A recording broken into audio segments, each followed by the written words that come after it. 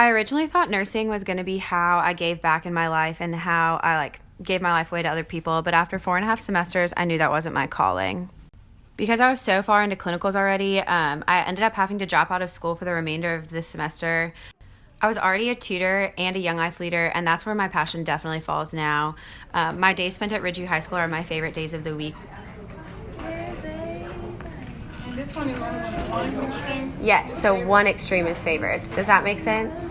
So that red line, let's pretend that's a dotted line or make it a dotted line instead of just And so it was really obvious to me after making the decision that that's where I needed to be. With all of this extra downtime, I decided to create more pottery to finance my kids' trips to Young Life Camp. The high school that I tutor at is in the northeast of Columbia, and that's the same school that I do Young Life at. And so these kids a lot of the times don't have a lot of money to pay for camp, and Young Life Camp being a pretty expensive trip required them to need a lot of help with fundraising and things like that. I had previously been creating pottery to raise money for the same reason, to get my kids to Young Life Camp, but nursing school literally sucked all of my time and didn't allow me to take any pottery classes, which means that I've had so much more time this semester to dedicate to pottery after withdrawing. I love it and I'm good at it, but I don't need the money for myself, and I definitely don't need to keep all of the pottery that I produce.